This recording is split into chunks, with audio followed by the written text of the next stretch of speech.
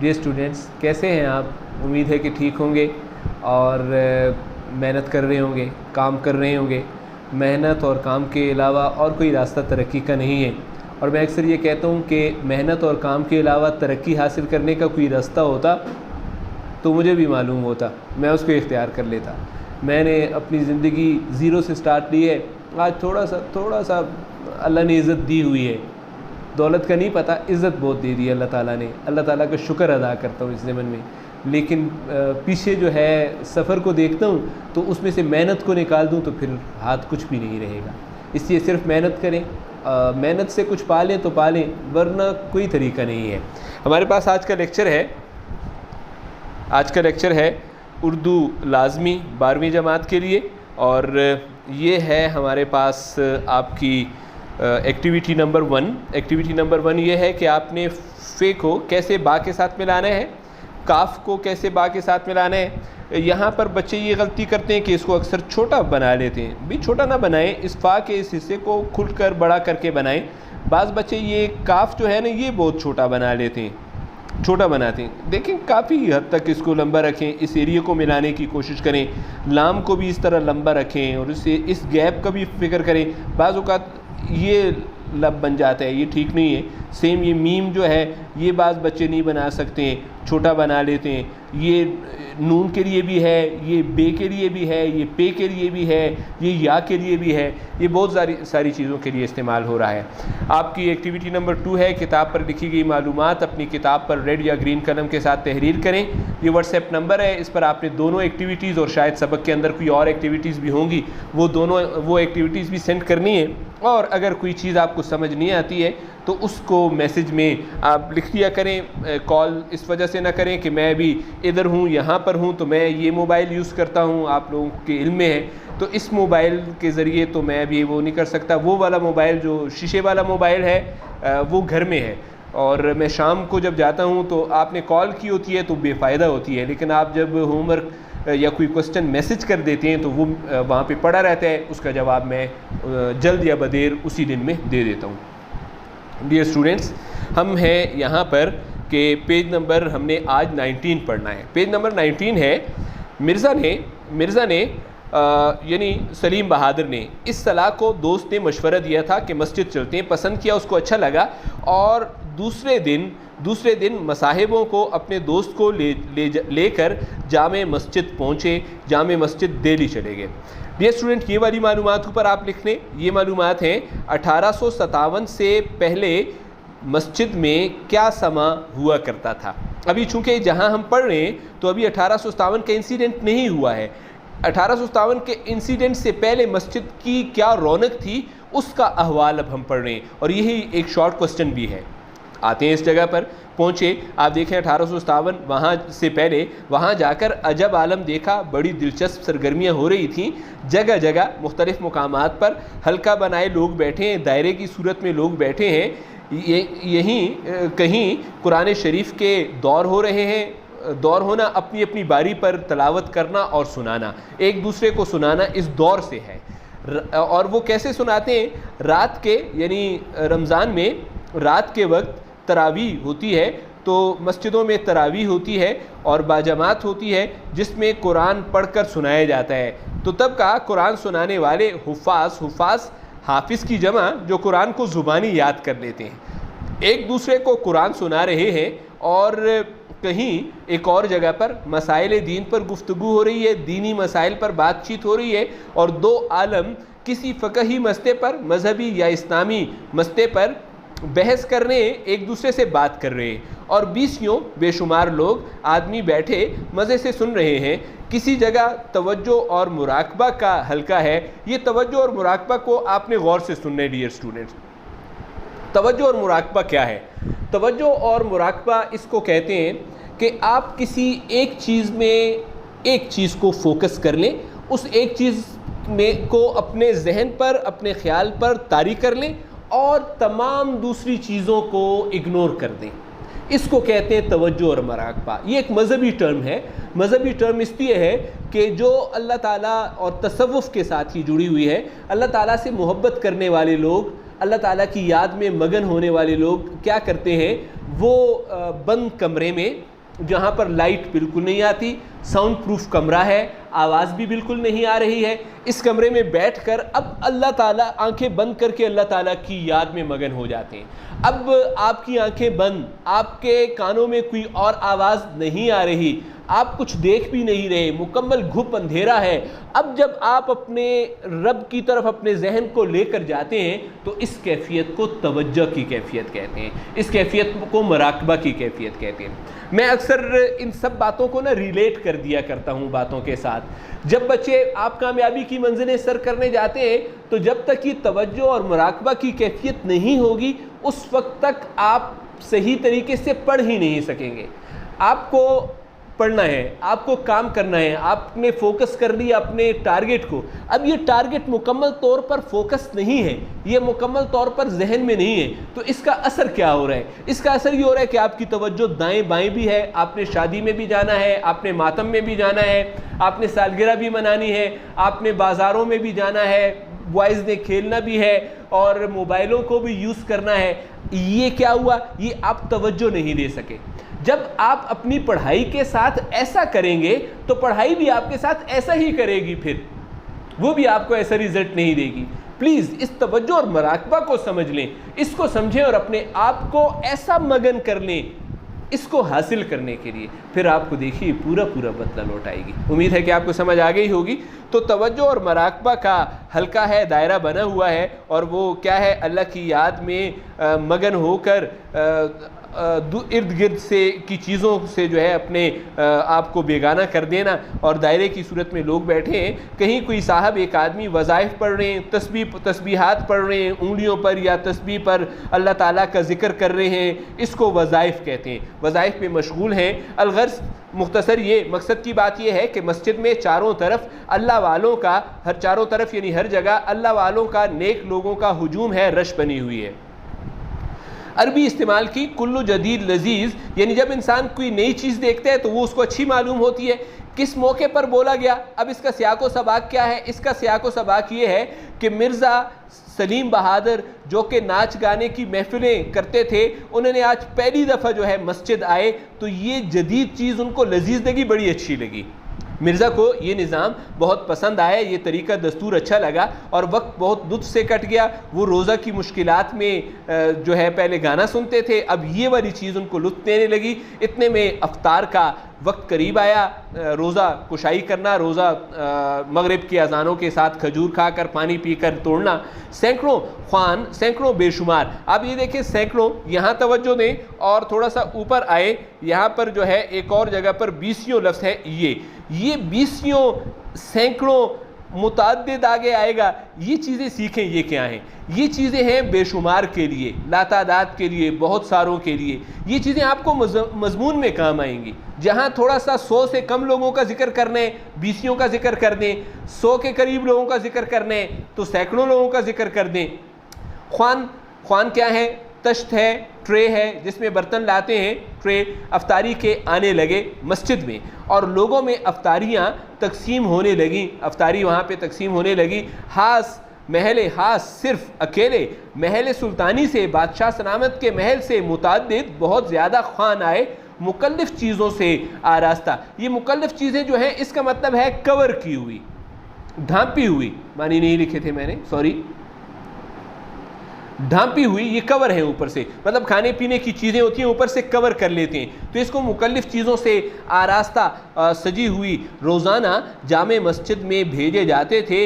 इसके अलावा किसके अलावा, यानी महल सुल्तानी से कितने खान आ रहे हैं? बेशुमार, मुतअद्दिद आ रहे हैं। इसके अलावा कला की तमाम बेगमात। अब ये कौन लोग हैं?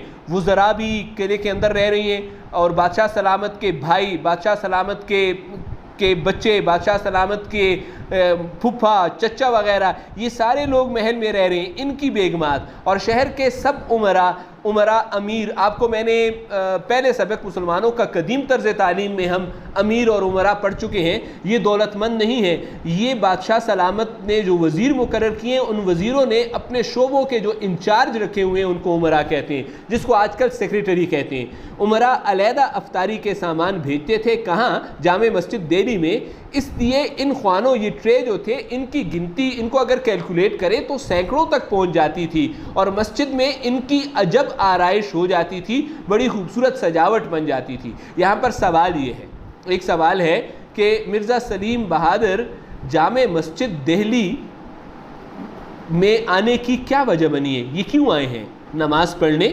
अफ्तारी पढ़ने आए हैं, या पस मंज़र में बैकग्राउंड में कोई वाक़या है, उस वाक़े की वजह से आए हैं? इस सवाल का जवाब आपने लिखना है कि मिर्ज़ा सलीम बहादुर इस वक्त जामे मस्जिद दिल्ली में है तो क्यों है? ये है आपका फेडरल बोर्ड का सवाल। फेडरल बोर्ड में इस किस्म के सवालात बनते हैं। हमारा जो खैबर पख्तूनख्वा बोर्ड है तो वहाँ पर इस किस्म के सवालात बनते हैं। देखें वो क्या करते हैं, वो उस एक्सरसाइज को याद करते हैं। जैसे अभी देखें 1857 के बाद मौलिया दौर में रमज़ान में जामे मस्जिद में क्या समा होता था, ये है 1857 से पहले। ये तो हम अभी ये याद कर रहे हैं ना, 1857 से पहले ये पूरी तफसील लिख देना जो है इस सवाल का जवाब है। ये क्या है? ये केपी बोर्ड्स का चक्कर है। लेकिन जब आप फेडरल बोर्ड में होते हैं तो आपको तहरीर के अंदर से सवाल बनता है। मुझे ये पसंद है, ये इसलिए पसंद है मुझे कि आपको अब ये पता होना चाहिए मेरे ही लेक्चर से कि मिर्ज़ा सलीम बहादुर इस वक्त जामे मस्जिद में हैं तो किस वजह से है। इसका जवाब आपने मुझे देना है और मैं वेट करूंगा। ये आपकी एक्टिविटी नंबर 3 है। सैकड़ों तक पहुंच जाती थी मिर्ज़ा के दिल पर इस दीनी चर्चे। मिर्ज़ा देखें, बार बार मैंने इनका नाम लिख दिया मिर्ज़ा सलीम बहादुर, ताकि याद हो जाए कि दिल पर इस दीनी चर्चे, इस इस्लामी जज्बे और अमल ने और शान व शौकत ने, जो इस्लामी जोश और जज्बा है, उनको ये अच्छा लगा ना कि तमाम मुसलमान इतनी वाफिर मिकदार में जो है वो यहाँ पर चीज़ें ला रहे हैं और इससे बड़ा असर हुआ और अब वो बराबर यानी मामूल बन गया। बिला नागा रोज़ाना मस्जिद में आने लगे, घरों में भी फिर वो देखते। इसके बाद उन्हें पहली दफ़ा देखा कि सैकड़ों फुकरा को, फ़कीर की जमा, सहरी का वक्त भी मैंने ये भी ऊपर लिख दिया। बाज़ बच्चों को हो सकता है ना पता हो सहरी क्या है। अजानों से पहले रमज़ान में खाया जाने वाला खाना जो है अजान से पहले, जिससे रोज़ा शुरू हो जाता है, इसको सहरी कहते हैं। और अव्वल शब का खाना, ये अफ्तारी के लिए ये लफ्ज़ मैंने पहली दफ़ा देखा है। रात के इब्तिदाई हिस्से, शाम से हो जाती है ना, मगरिब से रात शुरू हो जाती है, तो अव्वल शब का खाना यानी अफ्तारी का खाना रोज़ाना शहर की खानकाहों में भेजा जाता था। ये भी मुसलमानों का कदीम तर्ज़ तालीम में हमने ये पढ़ा है। खानका किसी बुज़ुर्ग, किसी मजहबी स्कॉलर के रहने की जगह, यहाँ पर भी लोग इन शख्सियात से मिलने आते हैं, तो यकीनन यहाँ पर अफ्तारी के लिए खाना भेजना तो यहाँ भी भेजा जाता था और मस्जिदों में भी भिजवाया जाता था। लेकिन अब आप देखें 1857 के बाद के हालात देखें। मिर्ज़ा सलीम के एक भांजे मिर्ज़ा शाहजोर नौउम्री के सबब, अब देखें वाक़या अलग है, वाक़या असल में इनका है, मिर्ज़ा शाहजोर का है। मिर्ज़ा सलीम का वाक़या यहाँ पर ख़त्म हो चुका है, बात सारी मिर्ज़ा शाहजोर की है। ये आगे जो हम इंशाअल्लाह ये 2-3 पेजेस पढ़ेंगे तो ये मिर्ज़ा शाहजोर के हैं। मिर्ज़ा सलीम बहादुर का किस्सा ख़त्म हो चुका है। अब देखें MCQs। भांजा यानी मामू कौन है? मामू है मिर्ज़ा सलीम बहादुर। मिर्ज़ा सलीम बहादुर मामू हैं, मिर्ज़ा शाहजोर भांजे हैं और मिर्ज़ा शाहजोर नौमर हैं, छोटे हैं। इस वजह से अक्सर अपने मामू यानी मिर्ज़ा सलीम बहादुर की सोहबत में इनके साथ होते थे और बेतकल्लुफ़ आज़ादी से चले जाते थे, बग़ैर डरे हुए चले जाते थे, शरीक हुआ करते थे। तो वो मिर्ज़ा जो शाहजोर हैं वो 1857 से पहले भी अफ्तारियाँ देख चुके हैं और अब जो बाद का किस्सा है ये 1857 के बाद की अफ्तारी का ज़माना ये मिर्ज़ा शाहजोर बता रहे हैं। तो नौउम्री के सबब अक्सर अपने मामू की सोबत में बेतकल्लुफ़ शरीक हुआ करते थे। इनका बयान है, ये कहते हैं, मिर्ज़ा शाहजोर कहते हैं कि एक वो वक्त था 1857 से पहले और एक वो वक्त आया 1857 के बाद कि दिल्ली ज़ेरो ज़बर हो गई, तबाह बर्बाद हो गई, कला बर्बाद कर दिया गया। लाल कला मैंने लिख दिया ताकि आपको याद करना आसान हो जाए। इनके घर उखड़ गए, बादशाह और महल में रहने वाले तमाम लोग जो बादशाह के चचा थे या मामू थे या फूफा थे, इन तमाम लोगों के घर उखड़ गए, तबाह हो गए। इनकी बेगमात, बादशाहों की बीवियाँ, शहजादों की बीवियाँ, चचा की बीवियाँ मामागिरी करने लगी। यहाँ पर मानी लिखती है मैंने, शाही ख़ानदान की औरतें जिन्होंने खुद कभी काम नहीं किया था वो लोगों की घरेलू मुलाजमा बनने के लिए तैयार हो गई। ये होता है मामागिरी करना। हालात ऐसे हो गए और मुसलमानों की सब शान व शौकत, तमाम शान व शौकत ताराज हो गई। शान व शौकत का अभी ऊपर जिक्र किया गया ना कि सैकड़ों ख्वान ऊपर आ रहे हैं और वो सारे जो हैं वो शान व शौकत, ये देखें ये शान व शौकत है कि ये शान व शौकत जो बादशाह के महल से वज़ीरों और अमीर उमरा के मकानों से अफ्तारी का सामान आ रहा है, अब वो सब शान व शौकत जो है वो ताराज हो गई। यानी हुकूमत चली गई, कारोबार छिन गए, रोज़गार ख़त्म हो गई, तो मुसलमान तबाह हो गए। इसके बाद यानी 1857 के बाद एक बार रमज़ान शरीफ में यानी सेम महीने का जिक्र है, जामे मस्जिद दिल्ली जाने का इत्तेफाक हुआ और इत्तेफाक हुआ बाय द चांस गए। क्या देखता हूँ अब यहाँ पर मैंने एक और सवाल बनाया है, देखने वाला कौन है? MCQ है, मिर्ज़ा सलीम या मिर्ज़ा शाहज़ोर। ये वाक़या मिर्ज़ा सलीम देख रहे हैं या मिर्ज़ा शाहज़ोर देख रहे हैं, आप बताइएगा। ये मैं खुद ही ऐसे सवालात पैदा करता हूँ ताकि आप दिलचस्पी भी लें और हाजिर बाश भी रहें। क्या देखता हूँ कि जगह जगह चूल्हे बने हुए हैं, मस्जिद के अंदर चूल्हे बने हुए। चूल्हे बनाने का मकसद क्या है? चूल्हे बनाने का मकसद ये कि अंग्रेज़ ने कब्ज़ा कर लिया और अपनी फ़ौज यहाँ डाल ली है। मस्जिद के अंदर का मतलब ये नहीं है ये मस्जिद की इमारत है, ये मस्जिद की इमारत है, इसके अंदर नहीं, बल्कि मस्जिद का ये मीलों तक बाहर का हिस्सा है। इस जगह पर कहीं पर जो हैं वो चूल्हे बना दिए, कहीं घोड़े बांध दिए बाहर फ़ौज के, कहीं उनके लिए जो है घास रखती है। इस हिस्से का जिक्र नहीं हो रहा, ये बाहर के हिस्से का जिक्र हो रहा है। तो वहाँ पर क्या हो गया, वहाँ पर जगह जगह चूल्हे बने हुए, सिपाही रोटियां पका रहे हैं, घोड़ों के दाने दले जा रहे हैं। दाने यानी अनाज को पीसा जाता है, वो पीसा हुआ अनाज घोड़ों के सामने डाला जाता है। घास के अंबार लगे हुए हैं, वो ढेर लगे हुए हैं उनको खिलाने के लिए। और MCQ मैंने क्या बनाया हुआ है कि शाहजहान की खूबसूरत और बेमिसल मस्जिद। MCQ क्या है? MCQ ये है कि ये मस्जिद किसने तामीर की थी? तो शाहजहान ने तामीर की थी। खूबसूरत और बेमिसल मस्जिद। डियर सेकेंड ईयर स्टूडेंट्स, मुरक्कबात अक्सर आपको शॉर्ट क्वेश्चंस में पूछे जाते हैं। खूबसूरत और बेमिसल मस्जिद और के इस्तेमाल के साथ मुरक्कब अतफ़ी नहीं बन गया। यहाँ पर हैश आए और हैश की अलामत यहाँ पर देखें, ये और लगने से मुरक्कब अतफ़ी नहीं बन गया। असल में मस्जिद मौसूफ है और खूबसूरत और बेमिसल सिफ़ात हैं, खूबसूरत और बेमिसल सिफ़ात हैं। और आप जानते हैं कि सिफ़त और मौसूफ मिलकर मुरक्कब तौसीफ़ी बन जाते हैं। अगर देखें, अगर सिर्फ खूबसूरत और बेमिसल होगा, सरादिल आप समझ रहे हैं, यानी इसके साथ मस्जिद नहीं होगा, खूबसूरत और बेमिसल होगा, तो फिर इसे क्या कहेंगे? इसे फिर आप ये क्या लिखा है सरादिल, यानी साथ मस्जिद नहीं होगी तो इसे मुरक्कब अतफ़ी का नाम दिया जाएगा, इसे मुरक्कब अतफ़ी कहा जाएगा। इसके साथ चूँकि मस्जिद का ज़िक्र भी है, ये मस्जिद का ज़िक्र भी है, तो मस्जिद के ज़िक्र से ये क्या बन गया? मस्जिद के ज़िक्र से ये बन गया मुरक्कब तौसीफ़ी। अगर मस्जिद को हटा दें और आपके पास खूबसूरत और बेमिसल रह जाए, अब ये मुरक्कब अतफ़ी बन गया। लेकिन मैंने पूरे मुरक्कब का पूछा है तो पूरा मुरक्कब तौसीफ़ी है।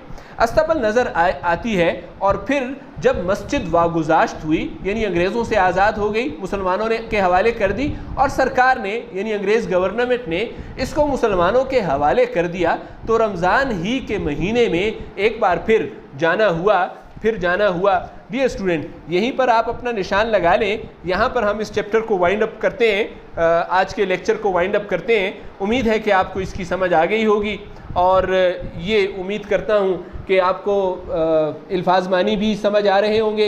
एक चीज़ और आपके साथ शेयर की थी कि पहले वाइट बोर्ड पर लेक्चर्स होते थे तो बहुत सारे पेरेंट्स ने ये इजहार किया कि उसमें टेक्स्ट नज़र नहीं आता। टेक्स्ट नज़र ना आने की वजह से ये मुसीबत होती थी कि बाज़ बच्चों को वहाँ से अल्फाज उठाने में कि टेक्स्ट में ये लफ्ज़ कहाँ पर है, इसमें मुश्किल पेश आती थी। उसके लिए अब ये तरीका इख्तियार किया गया। मैंने आपको बताया है कि कमेंट बॉक्स में या व्हाट्सएप नंबर पर भी आप बता सकते हैं कि क्या ये तरीका मौजू है, मैं आपके लिए पढ़ा रहा हूँ, मैं ख़ुद के लिए नहीं पढ़ा रहा हूँ, मुझे तो आता है ना। अगर आपको समझ नहीं आ रही इस तरह तो मुझे कोई हर्ज नहीं है, मैं दोबारा वाइट बोर्ड पर चला जाऊँगा। मेरे लिए सब बच्चे ही काबिल एहतराम हैं। कुछ बच्चों के पेरेंट्स ने ऐसा कहा था कि टेक्स्ट नज़र आ जाए तो ज़्यादा बेहतर होगा। डियर स्टूडेंट, अपना बहुत ख्याल रखिएगा। शुक्रिया, वस्सलाम, खुदा हाफिज़।